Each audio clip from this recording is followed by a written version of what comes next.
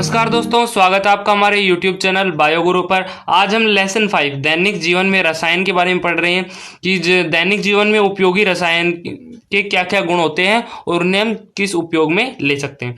तो इस वीडियो में हम सोडियम क्लोराइड, सोडियम हाइड्रोक्साइड, विरंजक चूर्ण, बेकिंग सोडा, धावन सोडा के बारे में पढ़ेंगे। यानी 5 रसायनों के बारे में पढ़ेंगे कि इनके गुण क्या होते हैं और इन्हें हम दैनिक जीवन में किस उपयोग में लेते हैं। इसमें पहला है सोडियम क्लोराइड। सोडियम क्लोराइड का सूत्र क्या होता है? रासायनिक सूत्र NaCl, यानी Na से तो हो गया सोडियम और क्लोराइड से हो गया Cl, यानी सोडियम क्लोराइड का सूत्र क्या होता है? रासायनिक सूत्र NaCl होता है। ये साधारण नमक होता है, जो हम दैनिक जीवन में घरों में जो नमक उपयोग लेते हैं वो सोडियम क्लोराइड होता है, यानी उसका रासायनिक सूत्र क्या होता है? NaCl होता है। सोडियम क्लोराइड का pH 7 होता है, pH 7 होता है, यानी ये जो सोडियम क्लोराइड है NaCl है ये उदासीन होता है।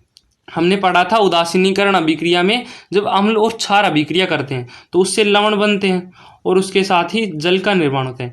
इसे हमने क्या कहा था? उदासीनीकरण अभिक्रिया कहा था। यानी ये जो दोनों कंपाउंड बने हैं, दोनों यौगिक बने हैं, ये कैसे होंगे? उदासीन होंगे, यानी इनका pH कितना होगा? 7 होगा।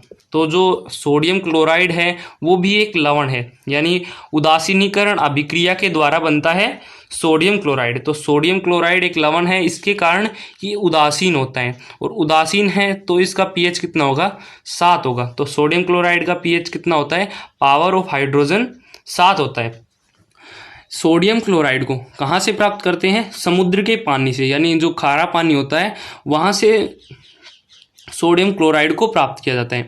NaCl को समुद्र के पानी से प्राप्त किया जाता है। समुद्र के पानी से कैसे प्राप्त किया जाता है? जैसे हमने कोई बीकर में खारा पानी या फिर समुद्र का पानी ले लिया जिसमें लवण उपस्थित है। अब इसमें जो जल है और उसके साथ ही नमक के आयन घुले हुए हैं। नमक जो है कोई भी चीज़ जलीय विलयन बनाते हैं उसमें वो आयनिक अवस्था में घुलती है, तो इसमें आयन उपस्थित है। अब इसे टेम्परेचर दिया जाएगा, हीट दी जाएगी, तो इसमें जो जल है वो 100 डिग्री सेंटीग्रेड पर आते ही उबलना प्रारंभ कर देता है, क्योंकि 100 डिग्री सेल्सियस जल का क्वथनांक होता है। तो जल 100 डिग्री सेल्सियस पर उबलने लग गया और यहाँ से इस बीकर से जल तो निकलने लग जाएगा और जो आयन है वो आपस में जुड़कर अवक्षेप के रूप में प्राप्त हो जाएंगे। ये अवक्षेप कौन से होते हैं? लवण होते हैं। अब इस लवण में कौन कौन से हो सकते हैं? NaCl, MgCl2, CaCl2। यानी जब NaCl प्राप्त करते हैं तो उसमें अशुद्धियों के रूप में जो अवक्षेप बचता है उसमें अशुद्धियों के रूप में और दूसरे भी लवण उपस्थित रहते हैं, यानी और दूसरे लवणों की अशुद्धियां उपस्थित रहती हैं। अब उन अशुद्धियों को दूर कैसे करते हैं? तो ये जो चौथा बिंदु है ये क्या है? जो NaCl प्राप्त किया जाता है, समुद्र के पानी से NaCl प्राप्त किया जाता है, उसमें MgCl2 और CaCl2 लवण उपस्थित होते हैं, यानी इनकी अशुद्धियां उपस्थित होती हैं NaCl में। शुद्ध NaCl कैसे प्राप्त करेंगे? यानी MgCl2 और CaCl2 की अशुद्धियां पृथक कर देंगे और NaCl प्राप्त कर लेंगे। अब इनकी अशुद्धियां पृथक कैसे करेंगे? जब समुद्र के पानी से जब अवक्षेप के रूप में लवण प्राप्त किया जाता है तो इस पानी में, यानी NaCl, इसमें NaCl है और इसके साथ जल है, NaCl के जलीय विलयन में HCl गैस प्रवाहित की जाती है। HCl गैस प्रवाहित की जाती है जिससे MgCl2 और CaCl2 की जो अशुद्धियां हैं वो दूर हो जाती हैं और जो अवक्षेप प्राप्त होता है वो केवल NaCl होता है। यानी जल में NaCl के संतृप्त जल में HCl गैस प्रवाहित करके शुद्ध NaCl प्राप्त किया जा सकता है। अब NaCl के गुणों के बारे में बात करें तो NaCl श्वेत ठोस पदार्थ है, यानी श्वेत रंग का होता है और ठोस पदार्थ होता है। ठोस पदार्थ कैसे होता है? क्रिस्टल के रूप में होता है। NaCl क्रिस्टल के रूप में होता है।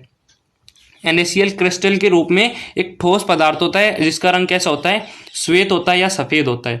इसका गलनांक 1081 केल्विन होता है। ये तो हमने पढ़ ही लिया था कि लवण की जो सामान्य गुण थे उसमें पढ़ लिया था कि लवण उच्च गलनांक रखते हैं। उच्च गलनांक यानी गलन ताप इनका उच्च होता है। तो इसमें कितना गलन ताप है? 1081 केल्विन यानी 808 सेल्सियस डिग्री तापमान पर इसका गलनांक प्रारंभ होता है, यानी गलन ताप इसका कितना होता है 808 केल्विन। ये जल में विलय होता है, जल में विलय होता है NaCl, जल में विलय होता है। जल में विलय क्यों होता है? क्योंकि जब NaCl को जल में घोलते हैं यानी उसका जलीय विलयन बनाया जाता है तो जो NaCl है वो आयनों में विभक्त हो जाता है, यानी आयनिक अवस्था ग्रहण कर लेता है। जैसे NaCl को अगर जल में घोलेंगे या फिर NaCl का जलीय विलयन बनाएंगे तो NaCl जो है वो आयनों में टूट जाता है, यानी Na+ और Cl- आयनों में टूट जाता है, और जो आयनों में टूटता है वो जल में विलय होता है। तो जो लवण यानी NaCl है ये जल में विलय है। और दूसरा है जलीय विलयन में आयनित, यानी इसका जलीय विलयन बनाते हैं तो ये आयनों के रूप में विभक्त हो जाता है, तो ये कैसा हो गया जलीय विलयन में आयनित। NaCl में अगला है उपयोग। NaCl का हम दैनिक जीवन में क्या उपयोग करते हैं? एक तो भोजन में पर करते हैं, खाद्य पदार्थों में करते हैं, और हिमीकरण मिश्रण, यानी हिमीकरण मिश्रण जो बर्फ़ को जमाने के लिए जो मिश्रण बनाया जाता है जिसमें क्या होता है शुष्क CO2 होती है, शुष्क CO2 होती है और उसमें NaCl होता है। इस मिश्रण के द्वारा हिमीकरण मिश्रण बनता है, यानी जो हिमीकरण मिश्रण होता है वो शुष्क CO2 और NaCl के द्वारा बनता है। जो साधारण नमक होता है उसके मिश्रण से बनता है हिमीकरण मिश्रण। अगला है NaOH Na2CO3 विरंजक चूर्ण बनाने में, यानी NaCl का उपयोग NaOH यानी सोडियम हाइड्रोक्साइड और सोडियम कार्बोनेट और विरंजक चूर्ण बनाने में NaCl का उपयोग किया जाता है। ये हम आगे पढ़ेंगे कि NaOH का निर्माण किस प्रकार होता है, Na2CO3 का निर्माण किस प्रकार होता है और विरंजक चूर्ण का निर्माण किस प्रकार होता है।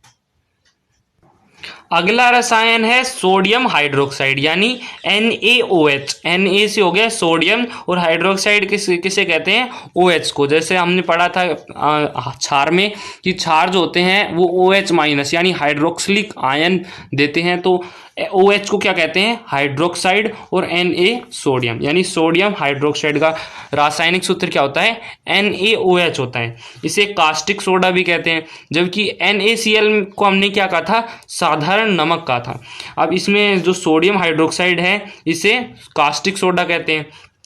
ये इसका निर्माण किससे होता है NaCl से होता है। अभी हमने NaCl के उपयोग में देखा था कि NaCl का उपयोग NaOH यानी सोडियम हाइड्रोक्साइड बनाने में किया जाता है। तो NaCl से सोडियम हाइड्रोक्साइड का निर्माण होता है।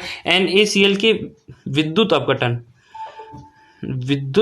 अपघटन यानी NaCl का जलीय विलयन बनाया जाएगा जिसमें NaCl होगा और जल होगा। जल का NaCl का जलीय विलयन बनाया जाता है जिसमें NaCl और जल H2O होगा, और इससे किसका निर्माण हो जाएगा यहाँ पर विद्युत प्रवाहित की जाएगी, विद्युत अपघटन द्वारा हो रहा है।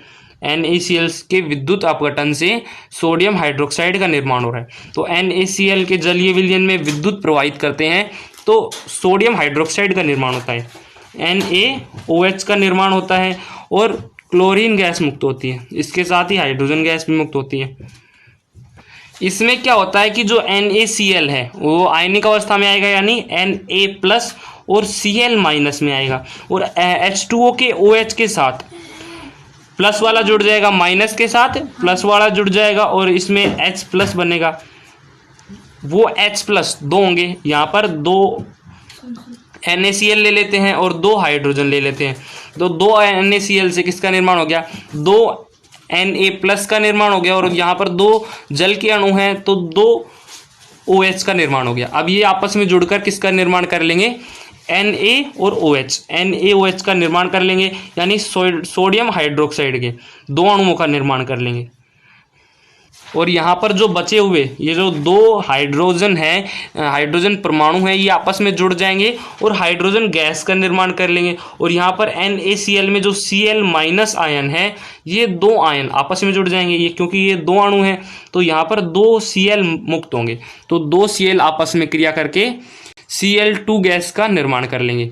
इसमें से जो Cl2 गैस होती है, Cl2 गैस एनोड पर मिलती है। यानी जब NaCl के जलीय विलयन में विद्युत प्रवाहित की जाती है, यानी एनोड के द्वारा और कैथोड के द्वारा जब विद्युत प्रवाहित की जाती है तो क्या होता है कि प्लस पर तो Cl मुक्त होती है यहाँ पर, यानी ये जो प्लस है एनोड है यहाँ पर तो Cl मुक्त होगी, क्लोरीन गैस मुक्त होगी।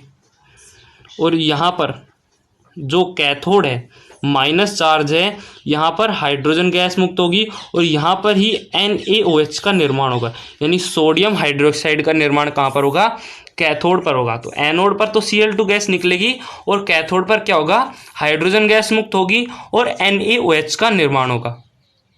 इस तरह NaOH यानी सोडियम हाइड्रोक्साइड या फिर कास्टिक सोडा का निर्माण होता है। किससे, NaCl के जलीय विलयन में विद्युत प्रवाहित करते हैं, यानी NaCl का विद्युत अपवर्तन के द्वारा सोडियम हाइड्रोक्साइड का निर्माण होता है। सोडियम हाइड्रोक्साइड के गुण, सोडियम हाइड्रोक्साइड यानी NaOH श्वेत चिकने ठोस पदार्थ होते हैं। इनका गलनांक भी उच्च होता है, यानी इनका गलनांक कितना होता है 591 केल्विन। लवण की तुलना में कम होता है लेकिन इनका गलनांक उच्च होता है। ये जल में विलय होते हैं क्योंकि ये भी आयनिक अवस्था में टूट जाते हैं, जैसे Na और OH माइनस। ये प्रबल क्षार होते हैं। प्रबल क्षार क्यों होते हैं, प्रबल क्षार किसे कहते हैं, वे पदार्थ जो जिनका जलीय विलयन बनाया जाता है तो OH माइनस आयन देते हैं। तो यहाँ पर इनका जलीय विलयन बनाने पर आयनों में किस प्रकार टूट रहे थे, Na प्लस और OH माइनस, यानी OH माइनस आयन जलीय विलयन में दे रहे हैं। तो इसमें जलीय विलयन में OH माइनस मुक्त हो रहे हैं, तो ये कैसा हो गया, प्रबल क्षार हो गया। अब इसके उपयोग के बारे में जान लेते हैं। उपयोग क्या होते हैं, साबुन, कागज, सिल्क बनाने में, पेट्रोलियम के शोधन में, वसा व तेलों के नियंत्रण में और प्रयोगशाला अभिकर्मक के रूप में, यानी प्रयोगशाला में भी NaOH उपयोग में लिया जाता है। सभी जो रसायन पढ़ेंगे वो सभी प्रयोगशाला में काम लिए जाएंगे, यानी उनमें एक उपयोग तो होगा प्रयोगशाला अभिकर्मक। अगला रसायन है विरंजक चूर्ण, यानी CaOCl2, कैल्शियम ऑक्सी क्लोराइड। अब कैल्शियम ऑक्सी क्लोराइड को यानी विरंजक चूर्ण को ब्लीचिंग पाउडर भी कहते हैं। इसका निर्माण किस प्रकार होता है, तो NaOH का निर्माण किस प्रकार हो रहा था, NaCl के विद्युत अपघटन से, और NaCl का निर्माण किस प्रकार हो रहा था, समुद्री जल से, यानी जो खारा जल होता है उसमें जब वाष्प को निकाल दिया जाता है तो वह क्षेप के रूप में लवण प्राप्त होता है। और विरंजक चूर्ण किस प्रकार प्राप्त होता है, यानी विरंजक चूर्ण बनाने की विधि कैसे होती है, शुष्क बुझे हुए चूने, यानी CaOH ट्वाइस, ये क्या है, शुष्क बुझा हुआ चूना। जब शुष्क बुझे हुए चूने की क्रिया क्लोरीन गैस के साथ कराई जाती है, शुष्क बुझे हुए चूने की क्रिया क्लोरीन गैस के साथ कराई जाती है तो विरंजक चूर्ण प्राप्त होता है, यानी CaOCl2 प्राप्त होता है। इसके साथ ही जल प्राप्त होता है, H2O। ब्लीचिंग पाउडर के गुण क्या हैं, यह पीला ठोस पदार्थ होता है और तीक्ष्ण गंध होती है इसमें, ठंडे जल में विलय, जबकि जो NaCl और NaOH क्या थे, श्वेत ठोस थे। ये विरंजक चूर्ण कैसा होता है, पीला ठोस होता है और इसमें तीक्ष्ण गंध होती है, ठंडे जल में विलय होते हैं, जबकि वो दोनों प्रकार के जल में विलय थे, ये ठंडे जल में विलय हैं। वायु के साथ अगर इन्हें विरंजक चूर्ण को वायु में खुला छोड़ दिया जाए तो ये वायु के साथ क्रिया करके क्लोरीन गैस मुक्त करती हैं और अम्लों के साथ क्रिया करके Cl2 गैस यानी क्लोरीन गैस मुक्त करती है। इसकी एक एग्जांपल लेते हैं तो कैसे, CaOCl2 यानी विरंजक चूर्ण का अम्ल के साथ क्रिया कराते हैं, यानी H2SO4 या फिर और कोई सा भी ले सकते हैं, जैसे HCl, HNO3, यहाँ पर H2SO4 लेते हैं। अब इन दोनों की क्रिया कराई जाएगी तो क्या होगा, CaSO4 का निर्माण होगा और इसके साथ ही जल का निर्माण होगा और ये तो Cl2 गैस मुक्त होगी। तो जब विरंजक चूर्ण को किसी अम्ल के साथ क्रिया करते हैं, विरंजक चूर्ण को अम्ल के साथ मिक्स करते हैं या फिर विरंजक चूर्ण की अभिक्रिया किसी अम्ल के साथ कराते हैं तो क्लोराइड गैस या क्लोरीन गैस मुक्त होती है। यहाँ पर जो Cl2 गैस मुक्त हुई है, ये जल के साथ क्रिया करके, ये जल के साथ क्रिया करके HCl का निर्माण कर लेती है और उसके साथ ही नवजात ऑक्सीजन का निर्माण कर लेती है, नवजात ऑक्सीजन का निर्माण कर लेती है। ये नवजात ऑक्सीजन क्या करती है, विरंजक के रूप में कार्य करती है।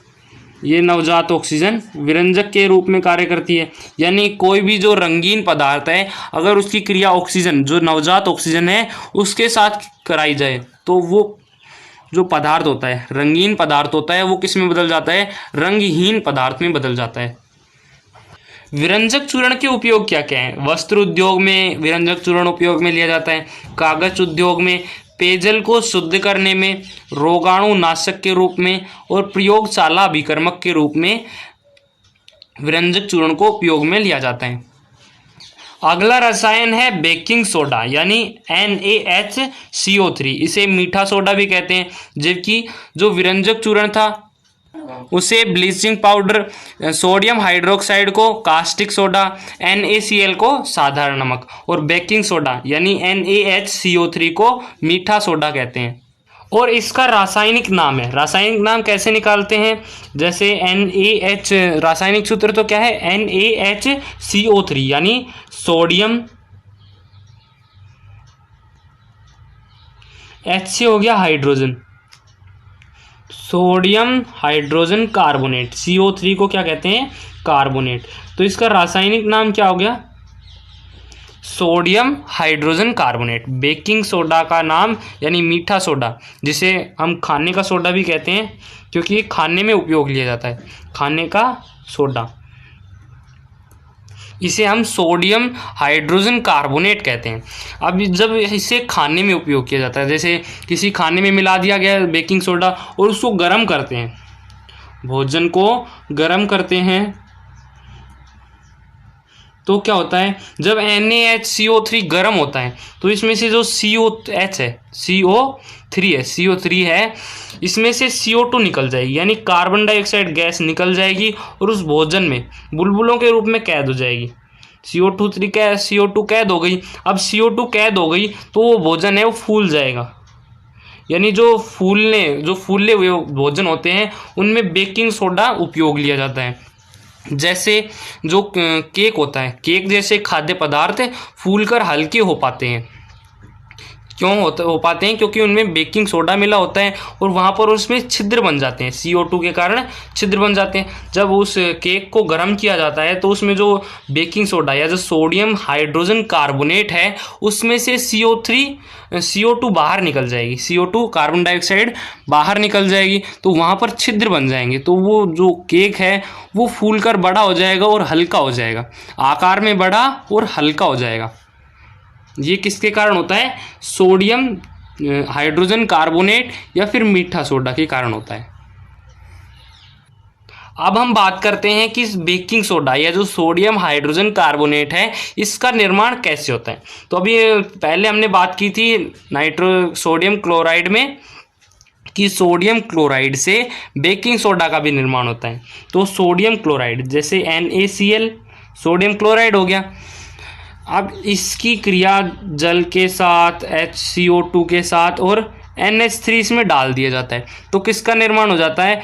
NH4Cl और NaHCO3। यानी जब NaCl के संतृप्त विलयन में, ये NaCl का संतृप्त विलयन है या फिर NaCl का जलीय विलयन है, इसमें क्या डाल दिया जाता है? अमोनिया डाल दिया जाता है और कार्बन डाइऑक्साइड गैस प्रवाहित की जाती है, तो बेकिंग सोडा का निर्माण होता है। बेकिंग सोडा का निर्माण होता है। एक तो ये विधि होती है यानी NaCl से बेकिंग सोडा का निर्माण। एक होती है सोडियम कार्बोनेट यानी Na2CO3 की क्रिया, Na2CO3 की क्रिया कार्बन डाइऑक्साइड और H2O के साथ कराते हैं तो NaHCO3 बनता है। इसमें और कोई सा कंपाउंड नहीं बनता है, जबकि ऊपर वाले में क्रिया हो रही थी तो NH4Cl भी बन रहा था यहाँ, लेकिन यहाँ पर जब क्रिया कराते हैं तो दो बेकिंग सोडा है उसका निर्माण होता है। अगला रसायन है धावन सोडा यानी Na2CO3 इंटू 10H2। इसे कपड़े धोने का सोडा भी कहते हैं। इसमें क्रिस्टल जल 10 होते हैं। क्रिस्टल जल किसे कहते हैं? लवण। ये धावन सोडा क्या है? लवण है। लवण के इकाई सूत्र, यहाँ पर एक सूत्र यानी 2 अणु नहीं ले रहे, 3 अणु नहीं ले रहे, केवल 1 अणु ले रहे हैं। यानी इकाई सूत्र में जल के जितने अणु उपस्थित होते हैं उन्हें हम क्या कहते हैं? क्रिस्टल जल कहते हैं। तो धावन सोडा में क्रिस्टल जल कितने हैं? 10 H2O। तो यानी क्रिस्टल जल की संख्या कितनी हो गई? 10 हो गई। इसका रासायनिक नाम की बात करें तो इसका रासायनिक नाम क्या होगा? Na2 यानी सोडियम, सोडियम, और CO3 यानी कार्बोनेट। तो इसका नाम क्या होता है? धावन सोडा का रासायनिक नाम होता है सोडियम कार्बोनेट यानी Na2CO3। ये 10 H2O तो क्या है? क्रिस्टल जल है। धावन सोडा को बनाने के लिए एक विधि होती है। बनाने की विधि एक साल्वे विधि होती है। धावन सोडा को साल्वे विधि द्वारा निर्मित किया जाता है। या फिर इसकी एक और विधि होती है। अभी हमने पढ़ा था बेकिंग सोडा। बेकिंग सोडा का निर्माण किससे हो रहा था? सोडियम कार्बोनेट से। यानी सोडियम कार्बोनेट को क्या कहते हैं? कपड़े धोने का सोडा या धावन सोडा। तो अब हम पढ़ रहे हैं धावन सोडे का निर्माण कैसे करें। पीछे हमने पढ़ा था बेकिंग सोडा का निर्माण धावन सोडा से हो रहा था। धावन सोडा में कार्बन डाइऑक्साइड और जल प्रवाहित किया जा रहा था, जिसके द्वारा बेकिंग सोडा का निर्माण हो रहा था। अब धावन सोडा का निर्माण कैसे करें? धावन सोडा के निर्माण की एक और विधि होती है। एक तो साल्वे विधि होती है, दूसरा है कि जब जो बेकिंग सोडा बना है, यहाँ पर जो बेकिंग सोडा बना है, अगर इसे गर्म कर दिया जाए यानी इसे हीट दे दी जाए या फिर ऊष्मा दे दी जाए तो ये वापस से किस में बदल जाता है? सोडियम कार्बोनेट में बदल जाता है यानी धावन सोडा में बदल जाता है। अब यहाँ पर धावन सोडा का निर्माण हो गया। अब इसका क्रिस्टलीकरण कर लिया जाता है और इसे क्रिस्टल के रूप में प्राप्त कर लिया जाता है, जिससे किसका निर्माण हो जाता है? धावन सोडा का निर्माण हो जाता है। तो धावन सोडा के निर्माण की एक तो विधि हो गई साल्वे विधि। एक दूसरी विधि होती है कि जो बेकिंग सोडा है उसे हीट दे दी जाए या फिर ऊष्मा दे दी जाए तो वो किस में बदल जाता है? धावन सोडा में बदल जाता है। अब इसका क्रिस्टलीकरण कर लिया जाता है और यानी क्रिस्टल के रूप में प्राप्त कर लिया जाता है, जिससे कपड़े धोने का सोडा बन जाता है।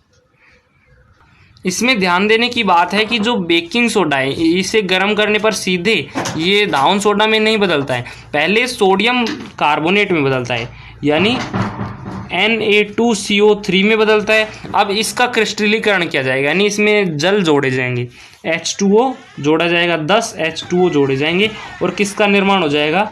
यानी इसका क्रिस्टल के निर्माण हो जाएगा धावन सोडा के अणु का यानी कपड़े धोने का सोडा। अब कपड़े धोने के सोडे का गुण देख लेते हैं कि इनके क्या गुण होते हैं। ये सफ़ेद क्रिस्टलीय ठोस होती है यानी क्रिस्टल के रूप में प्राप्त किए जाते हैं। अभी हमने जाना था कि इनका क्रिस्टलीकरण किया जाता है, जिसके द्वारा धावन सोडा के क्रिस्टल प्राप्त हो जाते हैं। तो जो धावन सोडा होता है वो सफ़ेद रंग का होता है और क्रिस्टलीय ठोस होता है। ये जल में विलय होता है यानी इसका अगर हम जलीय विलयन बनाएं तो इसमें जो यौगिक है उसके आयन टूट जाएंगे यानी आयन अलग हो जाएंगे जल में। अगला है जलीय विलयन क्षारीय यानी जब धावन सोडा के ये जो धावन सोडा है इसका हम जलीय विलयन बनाते हैं तो इसमें आयन पृथक हो जाते हैं यानी आयन अलग अलग हो जाते हैं। और वो भी आयन जलीय विलयन अगर बनाते हैं तो आयन में एक होता है OH माइनस होगा जलीय विलयन में, OH माइनस आयन प्रदान करेंगे तभी तो ये क्षारीय होंगे यानी ये OH माइनस आयन देते हैं, इसके कारण ये जलीय विलयन में क्षारीय होते हैं। धावन सोडा को गर्म करने पर सोडा एस का निर्माण होता है। ये कई बार पूछ लिया जाता है कि सोडा एस का निर्माण किससे होता है? तो किससे होता है? जो धावन सोडा होता है, जो कपड़े धोने का सोडा होता है, उसे हम गर्म कर लें 373 केल्विन पर गर्म कर लें तो सोडा एस का निर्माण हो जाता है। सोडा एस का निर्माण किस प्रकार होता है? रासायनिक अभिक्रिया देखते हैं इसकी। जो धावन सोडा है Na2CO3 इंटू 10H2O। इसे 373 केल्विन से अधिक तापमान पर, यदि इसे सेल्सियस की डिग्री में बात करें तो ये 100 डिग्री सेंटीग्रेड से अधिक हो गया, यानी 100 डिग्री सेंटीग्रेड से अधिक तापमान कर दिया जाए तो ये किस में बदल जाता है, सोडा एस में बदल जाता है। सोडा एस में किस प्रकार बदलता है, हमें पता है कि जल है उसका क्वथनांक कितना होता है 100 डिग्री सेल्सियस, यानी जल 100 डिग्री सेल्सियस पर उबलना प्रारंभ कर देता है।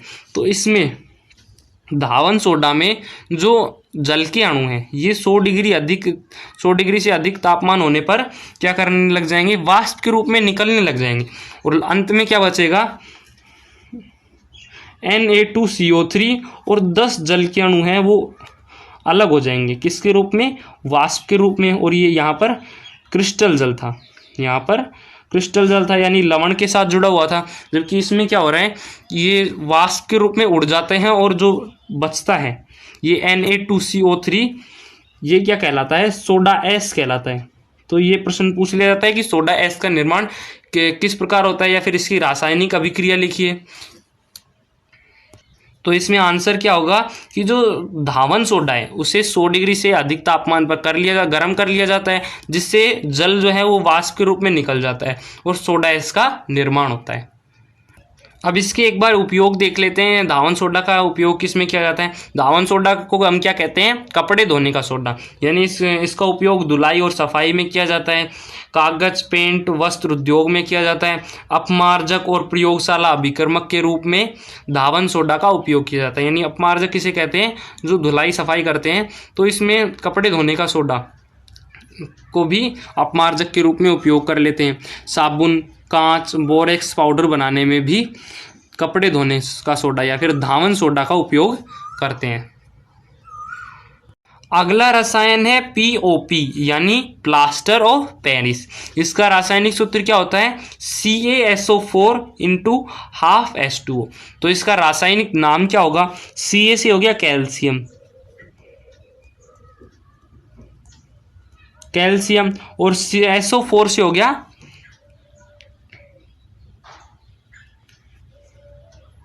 कैल्शियम सल्फेट, यानी POP का रासायनिक नाम क्या होता है, कैल्शियम सल्फेट होता है। इसमें ½ H2O और जुड़ा होता है, यानी इसमें क्रिस्टल जल कितने होंगे, इसमें ये एक इकाई लवण का सूत्र है, इसमें 2 अणु या फिर 3 अणु नहीं है। अगर 2 अणु होते तो जल के कितने अणु हो जाते, 1 अणु हो जाते, जबकि यहाँ पर लवण का इकाई सूत्र है, इसलिए इसमें हाइड्रोजन की संख्या नहीं, जल की संख्या कितनी है, यानी क्रिस्टल जल की संख्या कितनी है, हाफ। अब बात करते हैं इसको बनाने की विधि की, प्लास्टर ऑफ पेरिस को बनाते कैसे हैं। पहली विधि है कि जो जिप्सम होता है CaSO4 × 2H2O उसे 393 केल्विन ताप पर गर्म कर लिया जाता है, जिससे POP का निर्माण होता है। जिप्सम CaSO4 × 2H2O इसे 393 केल्विन ताप पर गर्म कर लेंगे, जिससे किसका निर्माण हो जाएगा, POP का निर्माण हो जाएगा। POP यानी CaSO4 × ½ H2O, यानी जिप्सम को जब 393 केल्विन ताप पर गर्म करते हैं या फिर इसे 393 केल्विन की हीट प्रदान करते हैं तो क्या होता है, कैल्शियम सल्फेट का निर्माण होता है, यानी POP का निर्माण होता है। और डेढ़ जो क्रिस्टल जल है यानी डेढ़ जल है वो निकल जाएगा। या फिर इसे हम संतुलित करने की बात करें तो जिप्सम के हम 2 अणु ले लेते हैं और इसको गर्म करेंगे तो 2 POP का निर्माण हो जाएगा। इसमें कुल कितने जल हैं, 4 जल हैं, 2 × 2 4 जल हैं। और यहाँ पर जो POP बनी है उसमें कितना जल है, आधा गुणा 2 1 क्रिस्टल, यानी 4 में से 1 तो POP में चला गया और बाकी के बचे वो कितने हो गए, 3 H2O। तो इसे संतुलित करें तो 2 जिप्सम के अणुओं को 393 केल्विन पर गर्म करते हैं, जिससे 2 अणु POP का निर्माण होता है और 3 अणु जल का निर्माण होता है। अब ये बात आती है कि इसे POP क्यों कहते हैं, यानी कैल्शियम सल्फेट को POP क्यों कहते हैं। अभी हमने सारे रसायन जो पढ़े थे उनमें कुछ विशिष्ट गुण थे, उसी के कारण उनका नामकरण था। जैसे कैल्शियम ऑक्सीक्लोराइड यानी CaOCl2, CaOCl2 को हमने क्या कहा था, विरंजक चूर्ण कहा था। क्योंकि विरंजक चूर्ण क्यों कहा था, क्योंकि जब इसे गर्म करते हैं तो इससे क्लोरीन गैस, ऑक्सीजन, नवजात ऑक्सीजन निकलती है, इससे नवजात ऑक्सीजन निकलती है जो रंगीन पदार्थों का विरंजन का कार्य करती है, यानी उन्हें उनका रंग उड़ाने का कार्य करती है। इस कारण इसके सूत्र को हमने क्या कहा था, यानी कैल्शियम ऑक्सीक्लोराइड को हमने क्या कहा था, विरंजक चूर्ण कहा था। और धावन सोडा यानी Na2CO3 इंटू 10H2O को हमने क्या कहा था, धावन सोडा कहा था, या फिर कपड़े धोने का सोडा कहा था। क्योंकि ये जो धावन सोडा होता है यानी सोडियम कार्बोनेट होता है, इसका उपयोग किस में किया जाता है, कपड़े धोने में या फिर अपमार्जक के रूप में किया जाता है, इसके कारण इसे धावन सोडा कहा था। जबकि जो NaHCO3 यानी सोडियम हाइड्रोजन कार्बोनेट को हमने क्या कहा था, बेकिंग सोडा कहा था। बेकिंग सोडा क्यों कहा था, या फिर इसे हमने दूसरा नाम और दिया था, मीठा सोडा या फिर खाने का सोडा। क्योंकि ये NaHCO3 क्या करता है, जो भोज्य पदार्थ होते हैं उनमें कार्बन डाइऑक्साइड मुक्त करता है। जब किसी भोज्य पदार्थ में बेकिंग सोडा डाला जाता है और उस भोज्य पदार्थ को गर्म किया जाता है तो बेकिंग सोडा से कार्बन डाइऑक्साइड रिलीज होती है, जो उस भोजन में क्या करती है, छिद्र बनाकर वहां से निकल जाती है, जिससे वो भोजन आकार में बड़ा और वजन कम हो जाता है, यानी वजन तो कम होता है और उसका आकार बड़ा होता है। इसके कारण उसे खाने का सोडा भी कहते हैं या फिर मीठा सोडा कहते हैं। जबकि ये जो POP है, इसे POP क्यों कहते हैं, यानी प्लास्टर ऑफ पेरिस क्यों कहते हैं, जबकि इसका रासायनिक नाम क्या है, कैल्शियम सल्फेट यानी CaSO4 इंटू हाफ H2O है। जब फिर भी इसे POP क्यों कहते हैं, प्लास्टर ऑफ पेरिस इसे क्यों कहते हैं, क्योंकि जो ये CaSO4 इंटू हाफ H2O है, इसका निर्माण की अभी विधि पड़ी थी, जिप्सम को गर्म करने पर किसका निर्माण हो रहा था, POP का। तो जो फ्रांस की राजधानी है पेरिस, वहां पर सबसे पहले जिप्सम को गर्म किया गया था और POP का निर्माण किया गया था। इसलिए ये जो कैल्शियम सल्फेट है इसे POP कहते हैं, यानी प्लास्टर ऑफ पेरिस कहते हैं। और जब इसे भी गर्म कर दिया जाता है, यानी POP जब जिप्सम को गर्म करते हैं तो इससे 1.5 जल निकल जाता है, और जब POP निर्मित हुआ है जिसमें आधा क्रिस्टल जल है, इसे भी हम और अधिक गर्म करते हैं तो किसका निर्माण होता है, CaSO4 का निर्माण होता है। इसे हम क्या कहते हैं, मृत तापित प्लास्टर कहते हैं। यानी जब 2 जल के अणु होंगे तो उसे हम क्या कहेंगे, जिप्सम कहेंगे। आधा जल का अणु होगा कैल्शियम सल्फेट के साथ तो उसे हम POP कहेंगे। जबकि एक भी जल के अणु या फिर एक भी क्रिस्टल जल नहीं होगा तो उस कैल्शियम सल्फेट को हम क्या कहेंगे, मृत तापित प्लास्टर कहते हैं। अब अगर POP के गुणों की बारे में बात की जाए तो POP कैसा होता है, श्वेत ठोस चिकना पदार्थ होता है। अगर इसमें जल मिला दिया जाए तो ये वापस से जिप्सम बन जाता है। जैसे अभी हमने पढ़ा था कि जिप्सम से अगर जल निकाल लिया जाए तो किसका निर्माण होता है, POP का निर्माण होता है। अगर POP में अब यहाँ पर क्या रहा है, जल मिलाने पर जिप्सम बन जाते हैं, यानी POP में वापस से जल मिला देंगे तो क्या हो जाएगा, जिप्सम का निर्माण हो जाएगा। यानी ये अभिक्रिया उत्क्रमणीय होती है। अगर दो अणु POP में 3 अणु जल के मिला दिए जाएंगे तो 2 अणु जिप्सम का निर्माण हो जाएगा। अब इसके उपयोग के बारे में बात कर लेते हैं कि POP का उपयोग क्या होता है। POP का उपयोग टूटी हड्डियों को जोड़ने में, यानी जब POP पाउडर के रूप में होता है तो उसमें जल मिला दिया जाता है जिससे वो जिप्सम का निर्माण कर लेता है। और जिप्सम एक ठोस पदार्थ होता है, कठोर पदार्थ होता है। अगर कहीं हमारे शरीर में कोई हड्डी टूटी हुई हो तो वहाँ पर क्या किया जाता है, जो POP होता है उसकी क्रिया किसके साथ कराई जाती है, जल के साथ कराई जाती है। और जहाँ पर हड्डी टूटी हुई है उसे फिक्स करने के लिए वहाँ पर POP का लेप किया जाता है। जब POP का जलीय विलयन बनाया जाता है, यानी उसमें जल जोड़ा जाता है, तो वो लेप कहाँ लगा दिया जाता है, हड्डियों पर लगाया जाता है। और वो हड्डियाँ जब जो पीओपी है वो जल के साथ क्रिया करके किसका निर्माण कर लेगी, जिप्सम का निर्माण कर लेगी, यानी कठोर ठोस पदार्थ का निर्माण कर लेगी, जिससे वहाँ से हड्डी जो है वो हिलेगी नहीं, वहाँ पर फिक्स रहेगी, जिससे जो हड्डियाँ हैं वो जुड़ जाती हैं। यानी टूटी हड्डियों को जोड़ने में पीओपी का उपयोग किया जाता है। भवन निर्माण में, दंत चिकित्सा में, मूर्तियां आदि सजावटी सामान में और अग्निसह पदार्थों के रूप में पीओपी का उपयोग किया जाता है। यहाँ पर हमारे 6 रसायन पूरे होते हैं। पूरे जो दैनिक जीवन में जो उपयोगी रसायन है, जिसमें 6 रसायन के बारे में हमने पढ़ लिया है। अगले वीडियो में हम साबुन और अपमार्जक के बारे में जानेंगे और ये भी जानेंगे कि साबुन किस प्रकार शोधन क्रिया करता है।